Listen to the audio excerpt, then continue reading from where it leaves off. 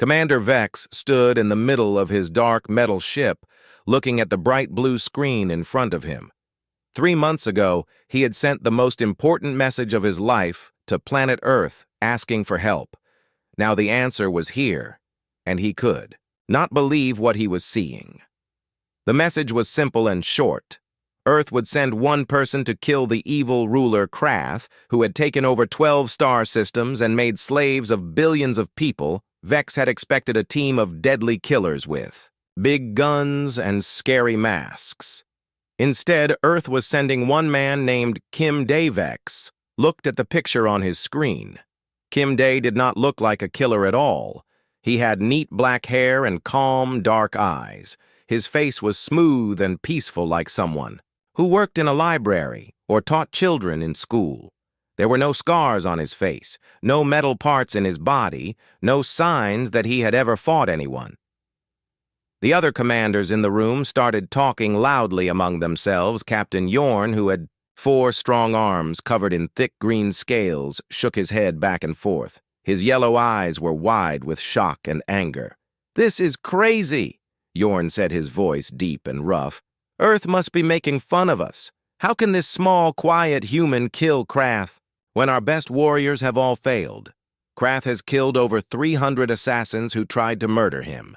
His castle in space is protected by the strongest shields and weapons in the galaxy. General Nyx moved her long purple tentacles in circles, the way her people did when they were very upset. She had been fighting Krath for 20 years and had lost 2 of her sons in the war against him. Her voice was high and angry when she spoke. "Look at this human," she said, pointing at Kim Day picture. "He looks like he has never held a weapon in his life. He is wearing white clothes that look like sleeping clothes, not battle armor. Where are his guns? Where are his bombs? Where are his robot helpers? How can Earth think one weak human can do what our armies cannot do?" Commander Vex raised his hand to make everyone quiet. He was old and wise, and had seen many strange things in his long life as a soldier. "Maybe Earth knows something we do not know," he said slowly. "Remember that humans are different from us. They think in ways we cannot understand. They have won wars that everyone said they could not win. But this is not war." General Nyx shouted, "This is assassination. This requires stealth and speed and deadly skills. This human looks like he would run away if someone said a mean word to him." At that moment, the door to the command room opened with a soft hiss. The real Kim Day walked into the room and everything became quiet. All the alien soldiers turned to look at him. He was exactly like his picture, small and calm, wearing simple white clothes that looked like they were made from soft cotton. His feet were bare except for thin cloth shoes that made no sound when he walked. Kim Day stopped in the center of the room and bowed his head. In respect to all the commanders, his movements were smooth and graceful, like water flowing over rocks. When he spoke, his voice was soft and gentle. "Honored commanders," he said, "I am grateful that you have called Earth for help. I understand that you have doubts about my abilities. This is natural and wise. You do not know me, and I do not look like the warriors you are used to seeing." Captain Yorn stepped forward. His 4 arms crossed over his chest, his scales making small clicking sounds as he moved. "Human," he said, trying to sound polite but failing. "Are you really the best assassin that Earth could send us? Krath has defenses that can stop missiles that can destroy planets. His guards are robots and cyborgs programmed to kill without mercy. His castle has never been entered by any enemy in 50 years. Kim Day nodded and smiled a small, peaceful smile. "Yes, Captain, I have studied the information you sent about Krath and his fortress. It is indeed very well protected. Your previous attempts to kill him were brave and well planned. The warriors who died trying to stop Krath were heroes and should be remembered with honor. Then how do you plan to succeed where they failed?" General Nyx demanded, her tentacles waving faster now. "What weapons will you use? What technology? What secret Earth inventions?" Kim Day clasped his hands behind his back and looked at each commander in turn. I will use the most powerful weapons that humans have learned to master over thousands of years. Patience, understanding, and the knowledge that sometimes the softest approach can overcome the hardest defense. The alien soldiers looked at each other with confusion. They had expected to hear about plasma cannons or invisible armor or poison gases. That could kill through any filter. Instead, this strange human was talking about patience like it was some kind of super weapon captain. Yorn laughed, but it was not a happy sound. Human, you speak in riddles like the old priests on my homeworld, but this is not a philosophy class. This is war. Krath will not be defeated by patience. He will be defeated by superior firepower and tactical advantage. Perhaps Kim Day said, his voice still calm and gentle. But may I ask you something, Captain? How did your previous assassination teams try to reach Krath? Yorn counted on his 4 hands. The first team used stealth ships with cloaking devices. They were detected and destroyed before they could get close. The second team tried to poison the water supply in his fortress. The poison was filtered out by automatic systems. The third team used shape-shifting aliens who could look like Krath's guards. They were identified by genetic scanners and killed immediately. The fourth team tried to use long-range weapons to shoot through the fortress walls.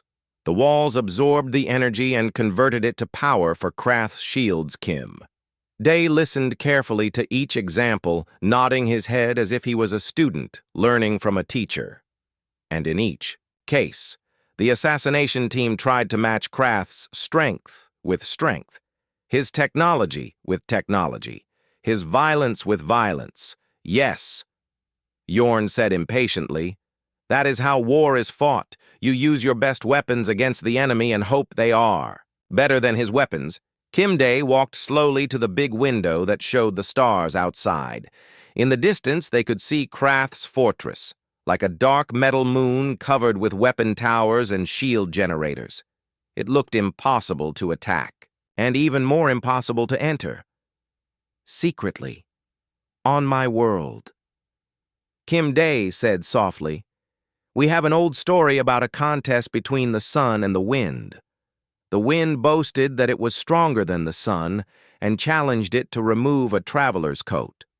The wind blew as hard as it could, trying to tear the coat away, but the harder the wind blew, the tighter the traveler pulled his coat around himself. Then the sun took its turn. Instead of using force, the sun simply shone warmly. The traveler became hot and comfortable and took off his coat willingly. The commanders listened to this story but did not understand why Kim Day was telling it. General Nix made an impatient sound with her tentacles.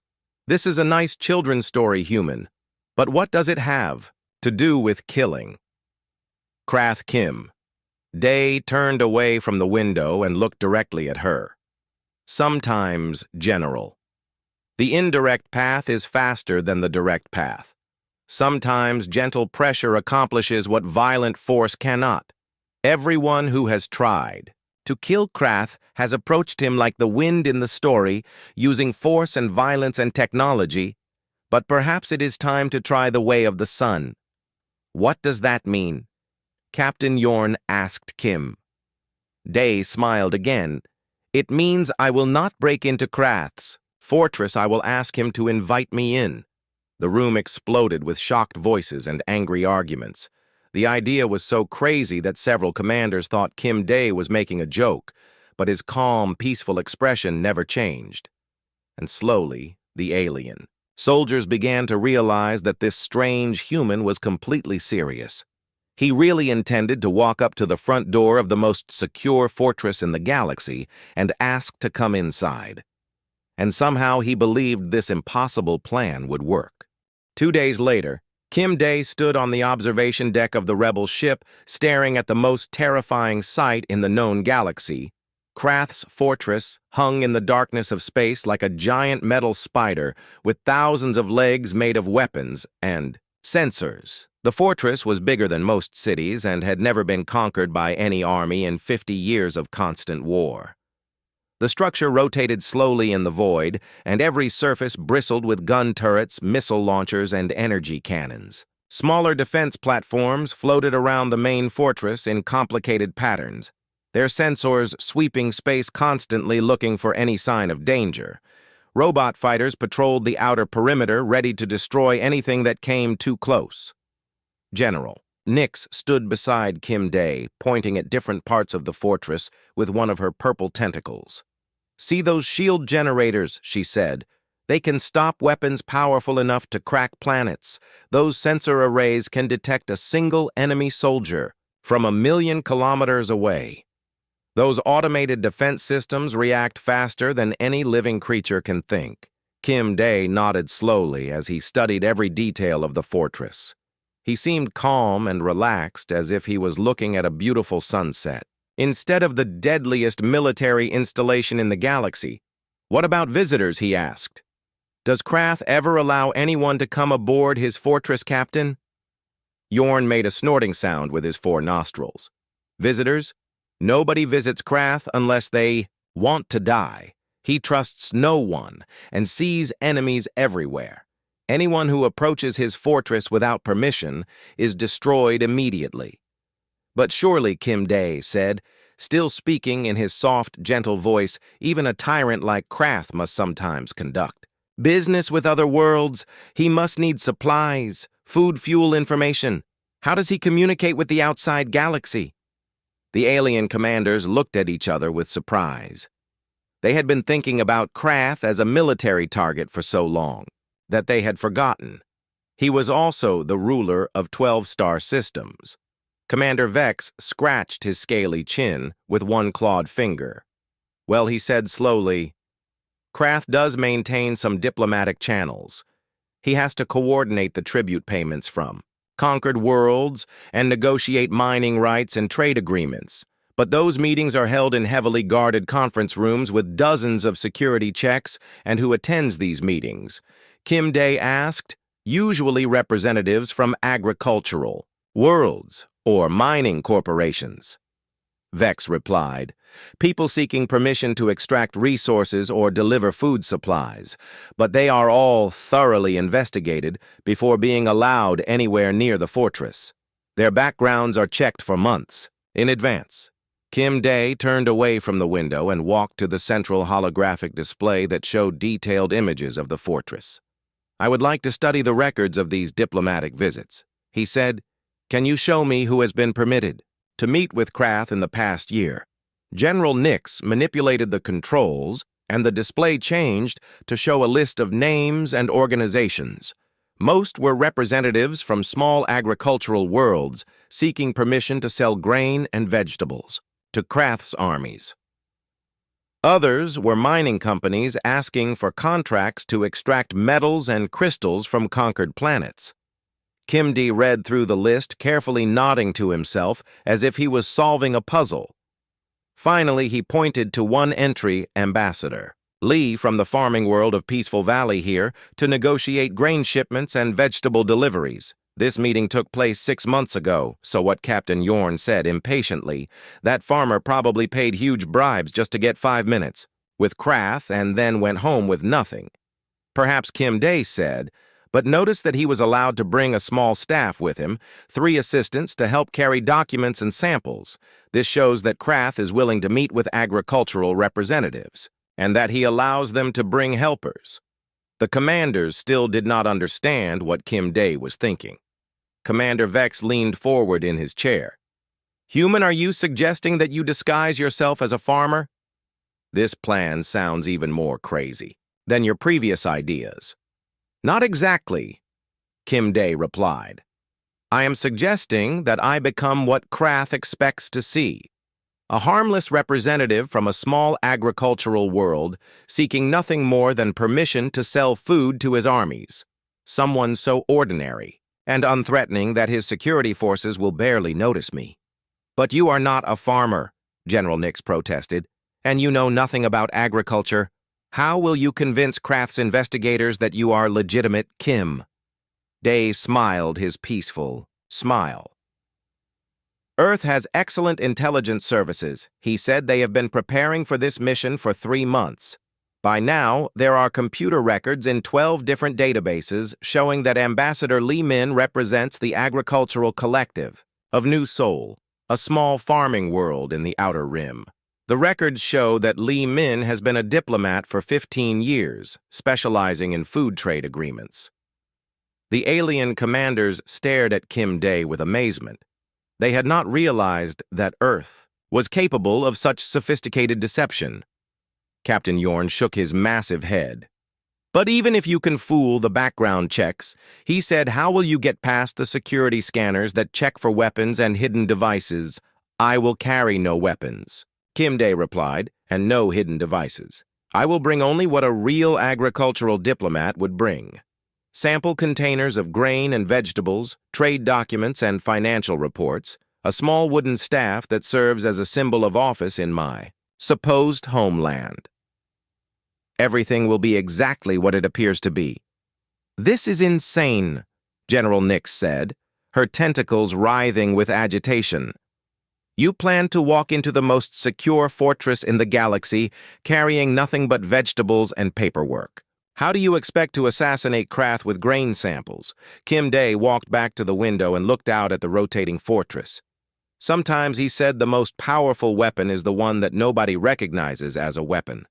Krath has spent 50 years preparing for every kind of attack he can imagine: stealth ships, poison gases, cyber warfare, robot infiltrators, but he has never prepared for someone who approaches him with complete honesty. Complete honesty. Yorn repeated. You mean you will tell him you are there to kill him? No, Kim Dae said, I will tell him exactly what my false identity claims. I am there to negotiate a trade agreement for agricultural products. I will discuss grain prices and vegetable shipments and ask about his army's food requirements. I will be polite, respectful, and completely boring. And then what General Nix demanded, then I will wait. Kim Dae replied. For the right moment, for the right opportunity, for the moment when Krath feels most secure and least threatened. Patience is the greatest weapon a hunter can possess. Over the next few hours, Earth intelligence services worked their magic. False records appeared in government databases across the galaxy, showing Li Min as a respected agricultural diplomat. Real grain samples were delivered by secret courier, along with authentic trade documents from the fictional world of New Seoul. Even photographs were created, showing Li Min at various diplomatic functions over the past 15 years. Kim Dae spent this time changing his appearance in subtle ways. He dyed his black hair slightly lighter and used makeup to change the shape of his face. He practiced walking with a slight limp as if he had injured his leg years ago in a farming accident. He studied hundreds of pages of agricultural data until he could discuss crop yields and soil conditions like an expert.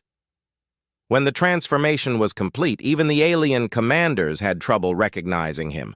The quiet, deadly warrior had become Li Min, a middle-aged diplomat with kind eyes and a gentle manner, who seemed more comfortable discussing fertilizer prices than military tactics.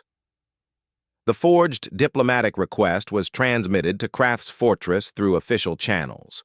Li Min, representing the agricultural collective of New Seoul, respectfully requested an audience with the great Krath to discuss a proposal for supplying grain and vegetables to his expanding armies. The request was humble, polite, and included detailed financial projections showing how much money Krath could save by purchasing food from New Seoul instead of his current suppliers. 3 days later, the response came back. Ambassador Li Min would be granted a brief audience with Lord Krath in 1 week's time. He would be permitted to bring one assistant and a reasonable quantity of product samples. Security protocols would be followed strictly, and any violation of fortress rules would result in immediate execution.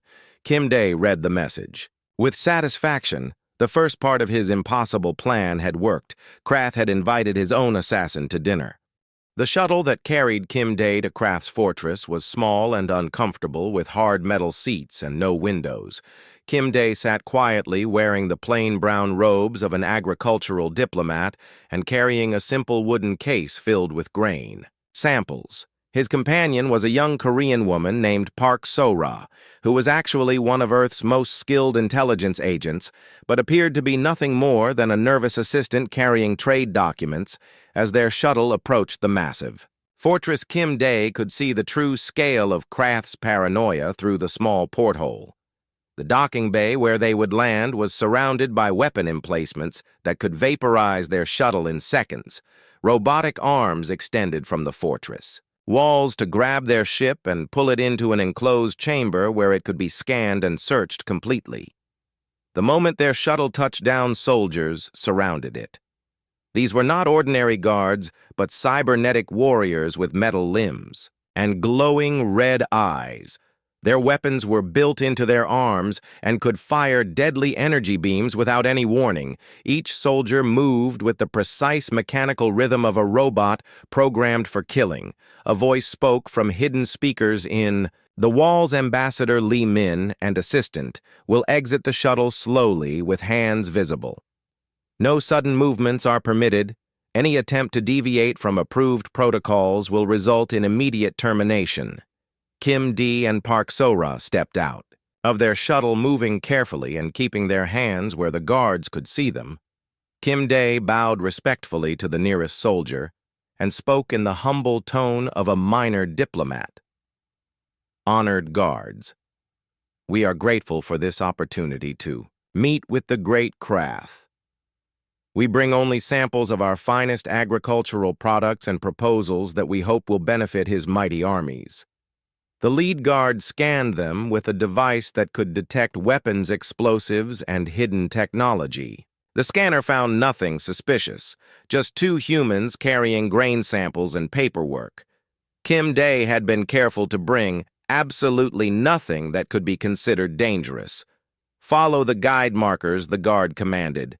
Do not touch anything. Do not look around. Do not speak, unless asked a direct question. Any violation will be punished by death. Kim Dae and Park So-ra were led through corridors that showed the full extent of Krath's security obsession.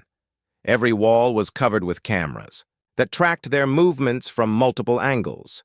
Sensors in the floor measured their weight and walking patterns to make sure they matched the records in their diplomatic files. Hidden weapons emerged from the walls at regular intervals to remind visitors that they were completely surrounded by deadly force. But Kim Dae did not seem frightened or nervous by this display of power. Instead, he appeared to be impressed and curious like a simple farmer seeing advanced technology for the first time. He occasionally pointed at interesting architectural features and made quiet comments to Park So-ra about how magnificent everything looked. What the guards did not realize was that Kim Dae was using this admiration as cover to study every detail of the fortress layout. He noted the timing of guard patrols, the placement of security cameras, and the rotation schedule of automated defenses. His trained eye could see patterns that would be invisible to ordinary observers. The corridors seemed to go on forever, twisting and turning through the massive structure. In reality, this was another security measure designed to confuse visitors and make them dependent on their guards for navigation. But Kim Dae had an exceptional memory and was quietly creating a mental map of every passage and intersection. After 30 minutes of walking, they reached the diplomatic quarters where visiting officials were housed while waiting for their audience with Krath. The room was comfortable, but clearly a prison. There were no windows, only monitors showing peaceful scenes from various worlds. The door could only be opened from outside, and hidden cameras watched every corner. Your audience with Lord Krath will take place tomorrow at noon. The guard informed them. You will remain in this room until summoned. Food will be provided at appropriate intervals. Do not attempt to leave or communicate with anyone outside this room. When the guards left, Kim Dae and Park So-ra sat down at the small table in the center of the room. They spoke in quiet voices about agricultural matters, knowing that every word was being recorded and analyzed by security systems. This grain variety produces excellent yields in dry climates, Kim Dae said, showing Park So-ra a sample from their case. I think Lord Krath will be interested in the cost savings compared to his current suppliers. Park So-ra nodded and made notes on her electronic pad. Yes, Ambassador, the numbers are very compelling. We could reduce his food costs by 15% while improving nutritional content. Their conversation continued like this for hours, boring technical discussions that would put any listener to sleep. But embedded in their agricultural talk were subtle signals and coded messages that only they could understand. Kim Dae was actually briefing Park So-ra on his observations of the fortress security and giving her instructions for what to do if his mission failed. That evening, they were served a meal of bland, synthetic food clearly designed to avoid any possibility of poison. The guards who delivered the meal wore full environmental suits and spoke through electronic voice modulators. They took no chances even with visitors who had passed every security check.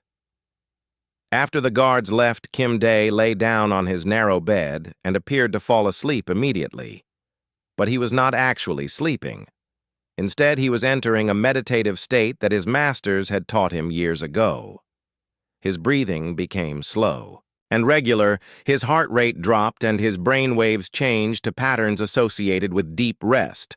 To all the monitoring equipment in the room, it appeared that Ambassador Lee Min was sleeping peacefully after a tiring day of travel.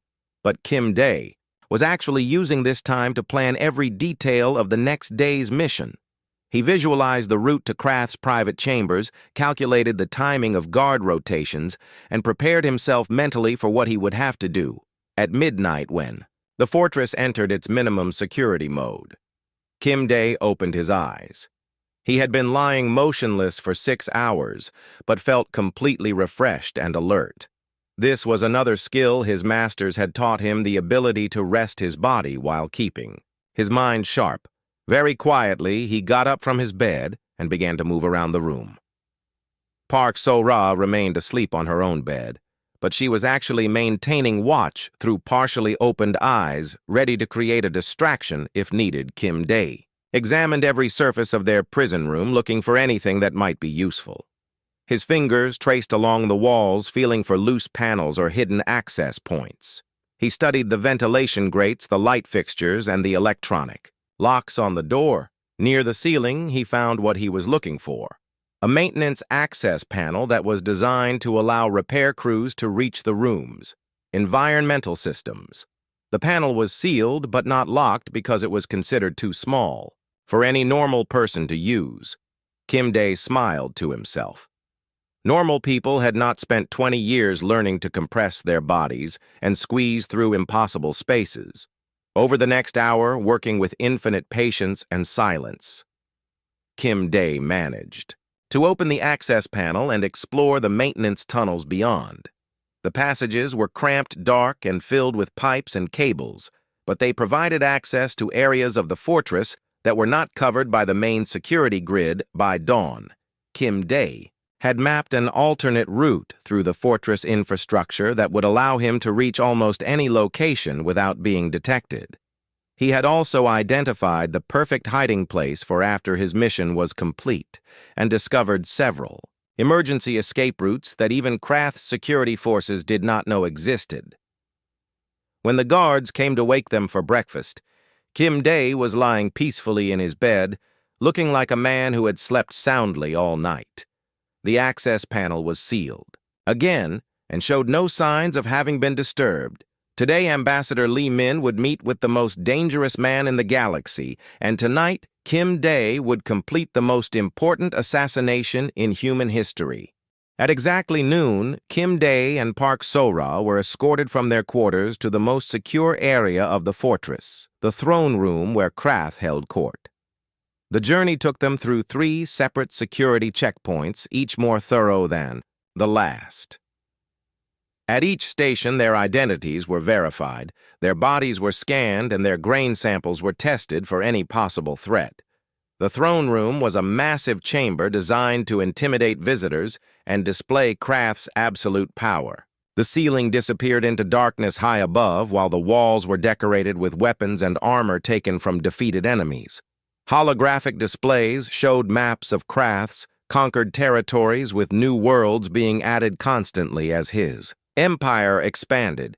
At the center of this terrifying space sat Krath himself on a throne made from the hull of a destroyed rebel battleship.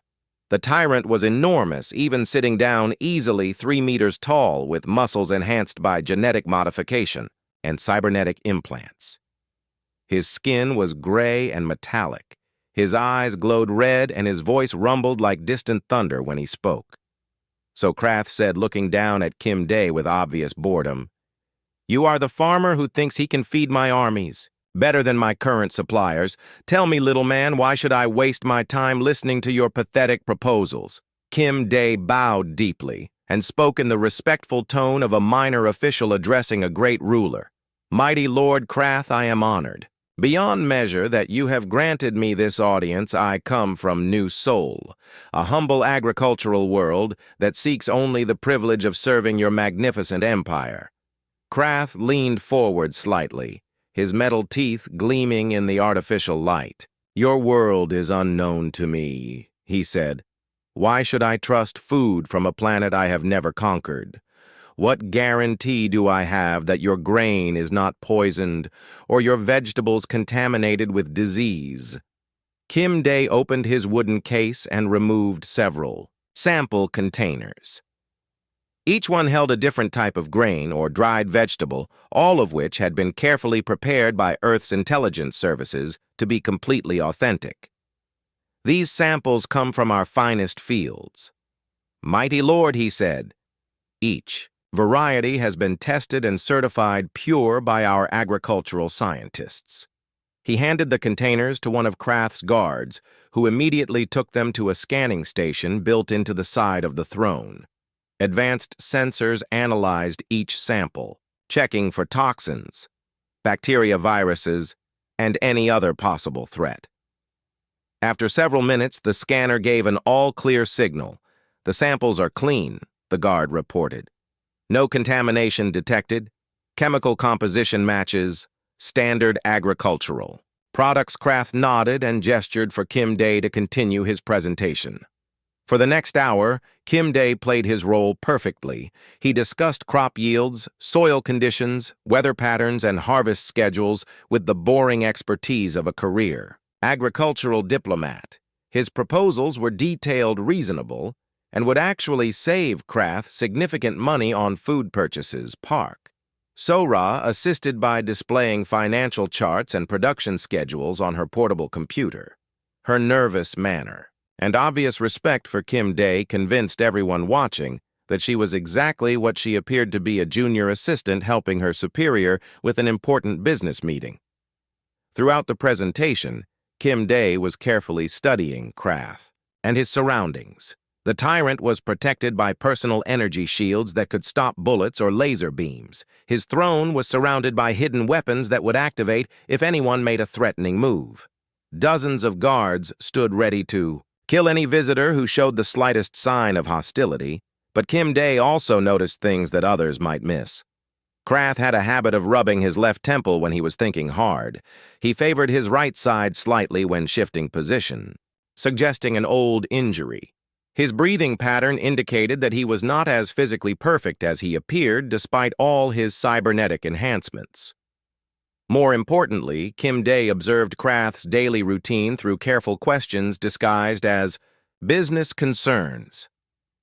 "When does your army eat their main meal?" "Mighty Lord," he asked, "so we can schedule delivery times to avoid disrupting your operations."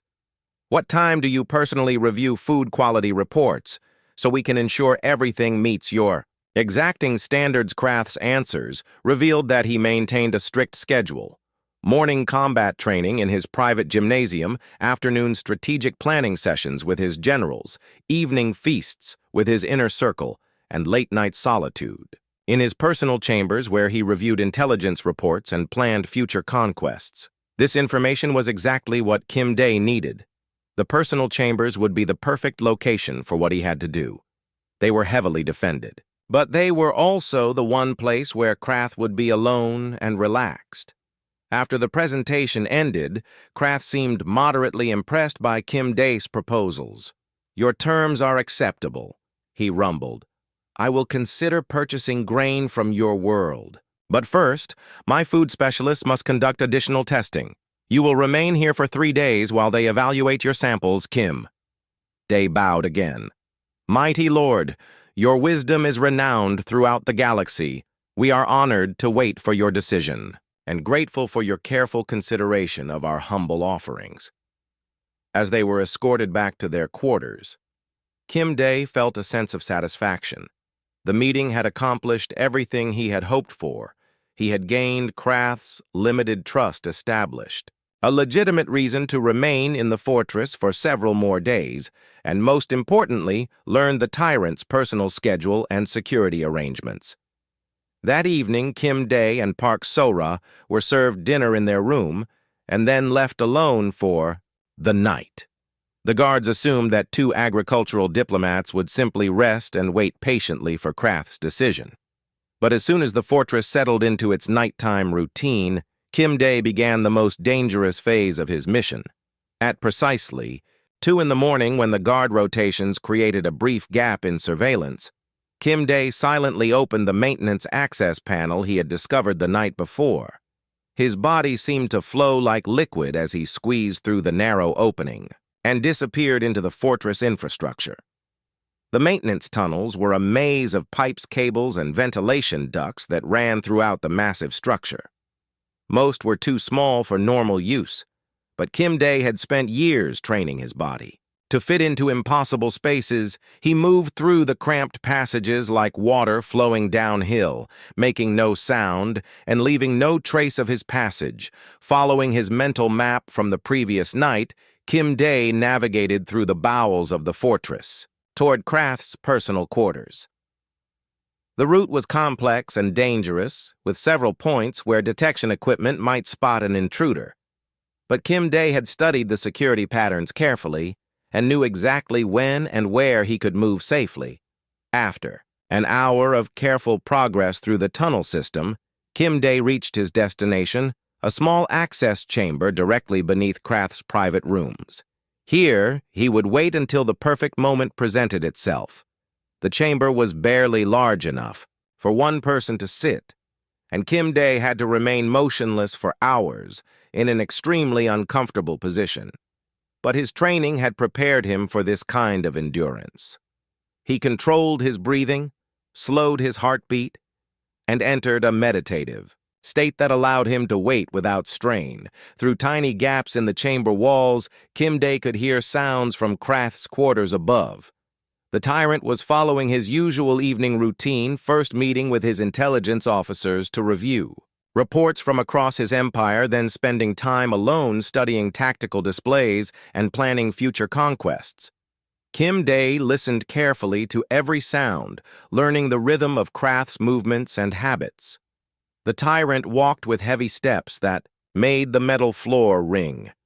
He often talked to himself when reviewing battle plans. His breathing became deeper and slower as the night progressed, indicating increasing relaxation and fatigue. At 3 in the morning, Krath's personal guards completed their final security sweep and withdrew to the outer chamber. As always, the tyrant preferred to spend the last hours before sleep completely alone in his private sanctuary. This was the moment Kim Day had been waiting for, with infinite care. Kim Day began to move upward through the final maintenance passage that would bring him into Krath's chambers. This was the most dangerous part of his entire mission. If he made even the slightest sound or triggered any of the hidden sensors, his death would be instant and certain. But Kim Day had spent his entire life preparing for moments like this. His body moved with perfect silence and control. Every breath calculated, every muscle tension precisely managed. He emerged from the maintenance system, like a ghost materializing from shadows. Krath's personal chambers were luxurious, but also heavily fortified. The walls were lined with hidden weapons that would activate at the first sign of threat. Personal defense shields surrounded the tyrant's sleeping area. Advanced sensors monitored every cubic centimeter of space for any unauthorized presence, yet Kim Day moved through this deadly environment without triggering a single alarm. His white clothing made him nearly invisible in the chambers. Dim lighting His breathing matched the room's air circulation patterns. His movements created no disturbance in the electromagnetic fields that protected the spacecraft. Sat at his personal command station, reviewing holographic displays that showed the disposition of his fleets across 12 star systems. The tyrant was completely focused on his military planning, confident that nothing in the universe could threaten him in his impregnable fortress. Kim Day stood motionless in Krath's personal chambers, listening to the silence that now filled the fortress command center. The most powerful tyrant in galactic history lay dead at his feet, killed by techniques so ancient that they predated space, travel by thousands of years. But the hardest part of the mission was not finished. Kim Day still had to escape from the most secure location in known space, moving with the same silent precision that had brought him here. Kim Day carefully searched Krath's body for anything that might be useful. The tyrant wore no weapons, but his command station was filled with access codes, security overrides, and detailed information about fortress operations. This data would be invaluable to the rebel forces fighting against Krath's empire. Kim Day quickly memorized the most important codes and tactical information. His training had given him perfect recall for complex data, and he could absorb years of military intelligence in just a few minutes. The rebels would be able to use this information to liberate the conquered worlds and free billions of enslaved people. But as Kim Day studied the command displays, he made a disturbing discovery. Krath had been planning something called Operation Final Victory, a massive military campaign that would destroy every rebel stronghold in the galaxy. The attack was scheduled to begin in just 2 weeks and would use weapons capable of sterilizing entire planets. Kim Day realized that his mission was even more critical than anyone had imagined. Killing Krath would not only end his reign of terror, but would also prevent the complete destruction of all resistance movements.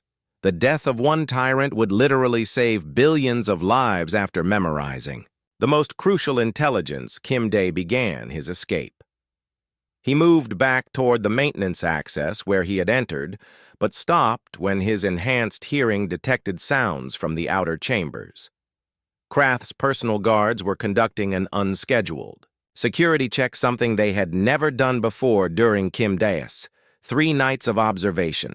Kim Day pressed himself against the wall and listened carefully to the guards' conversation through the chamber's advanced acoustics.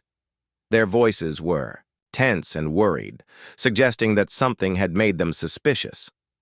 Captain, the energy readings from Lord Krath's chambers are fluctuating. One guard reported his biosigns dropped briefly about 10 minutes ago, but returned to normal. Should we investigate? The guard captain was silent for a moment, considering this information. Lord Krath often experiences stress spikes when reviewing battle plans. He finally decided. But conduct a full perimeter scan anyway. I want to make sure no unauthorized personnel are in this sector.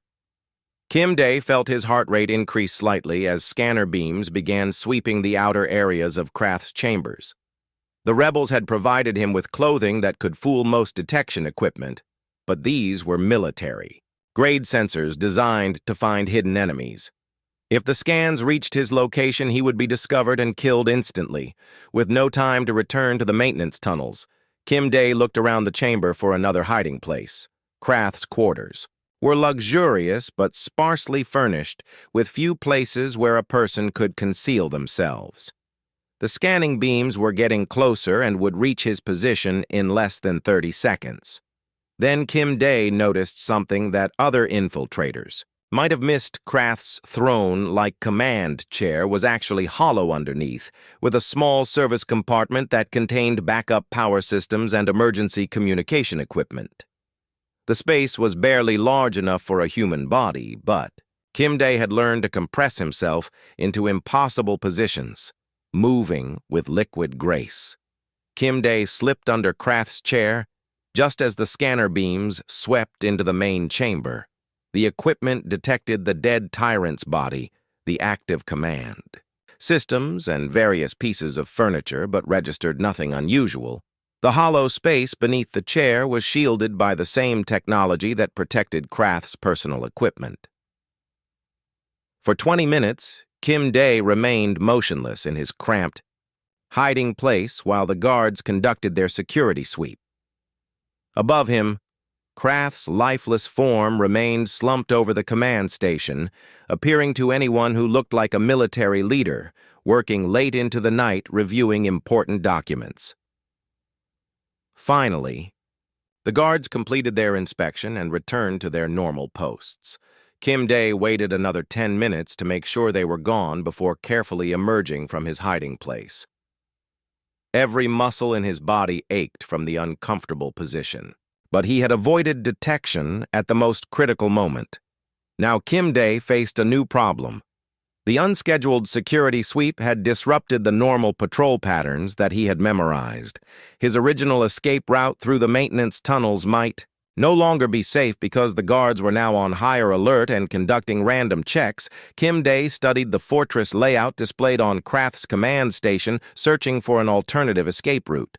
The massive structure had hundreds of service passages and utility corridors, but most were monitored by security sensors or patrolled by robotic guards. Then he found what he was looking for, an emergency evacuation tube that connected Krath's chambers to one of the fortress escape pod bays. The tube was designed to allow the tyrant to flee quickly if his stronghold was ever breached by enemy forces. It was protected by multiple security locks, but Kim Dae now had access to Krath's personal override codes. The evacuation tube had never been used and probably never been properly tested. Kim Dae would be traveling through an unknown passage that might contain deadly traps or malfunctioning safety systems. But it was his best chance to reach the escape pod bay without being detected by the increased security patrols. Kim Dae activated Krath's override codes and watched as blast doors sealed along the tube, preventing anyone from following him. The passage was narrow and steep, dropping through the fortress structure like a slide designed for emergency evacuation.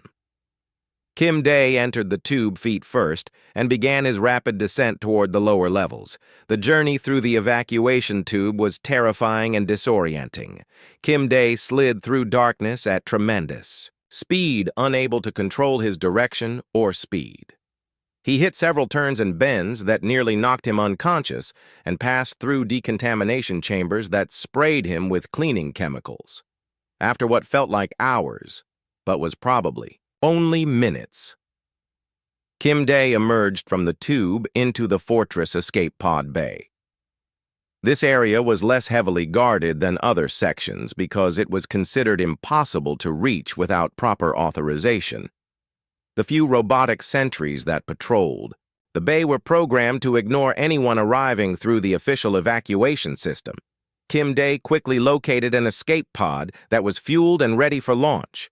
These small spacecraft were designed for emergency evacuation and could reach Rebel territory in just a few hours. The pod he selected was equipped with basic life support systems, navigation equipment, and communication devices. As Kim Dae prepared the escape pod for launch, he could hear alarms beginning to sound in distant parts of the fortress.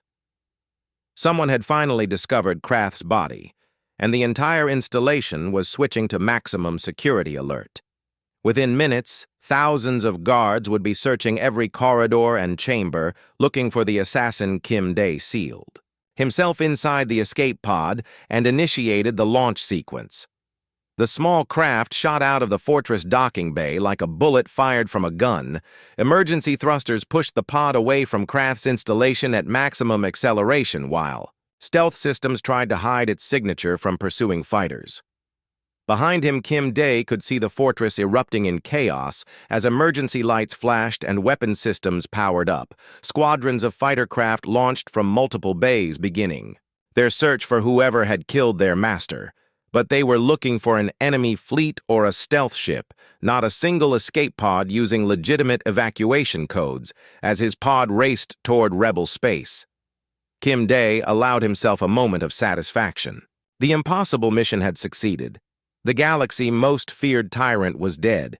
His plans for total conquest had died with him, and the rebel forces would soon have the intelligence they needed to free the conquered worlds.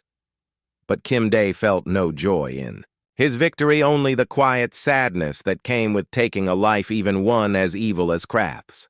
He had prevented Operation Final Victory and saved billions of innocent people, but the cost was still the death of another living being in Korean tradition. Every warrior who took a life carried that burden forever. Kim Day would remember Krath not as a defeated enemy, but as another soul lost to the endless cycle of violence that plagued the galaxy. He hoped that the tyrant's death would bring peace, but he knew that new conflicts would arise to replace the old ones. The escape pod continued its journey toward rebel space, carrying not just Kim Day, but also the hope of freedom for countless enslaved worlds. The White Ninja had completed his mission, but the real work of building a better galaxy was just beginning. By the time Krath's body was discovered the next morning, Kim Day was already aboard a transport ship, once again wearing the simple white clothes of his homeland. The fortress erupted in chaos as generals fought for control and security forces, searched frantically for an assassin who had vanished like morning mist. They found no evidence of an intruder, no forced entry, no disabled security systems, no trace of advanced weapons or technology. The diplomatic quarters showed no signs of unusual activity, and Ambassador Lee Sung's departure records indicated he had left on schedule after completing his trade negotiations. The alien generals could not understand how their greatest enemy had died. Some suspected poison, others blamed cybernetic failure, and a few whispered about impossible human abilities that defied galactic science. But in the command center of the Liberation Fleet, Kim Day sat quietly with Commander Vex and explained the truth in simple terms. "Your people expected Earth to send killers," he said, accepting a cup of tea from a grateful alien officer. "But we sent a different kind of warrior. In my homeland, we have an ancient saying, 'The supreme excellence is to subdue the enemy without fighting.' Krath was expecting war, so we brought him peace. He was prepared for violence, so we gave him gentleness. He built his defenses against everything except what he could not imagine." Commander Vex studied the quiet human with new understanding. "What do your people call warriors like you?" Kim Day smiled and sipped his tea. "We call them teachers. Violence is just one lesson among many, and a wise student learns them all." News of Krath's impossible assassination spread throughout the galaxy within days. The tyrant who had seemed invincible had been defeated not by superior firepower or advanced technology, but by a single human who moved like water and struck like wind. Other species began to look at Earth with new respect and careful wariness. They had always known humans were dangerous, but they had never understood just how dangerous until they saw what happened when Earth sent not its loudest warrior, but its quietest one. And in a small training compound in the mountains of Korea, Master Park smiled as he received news of his former student's success.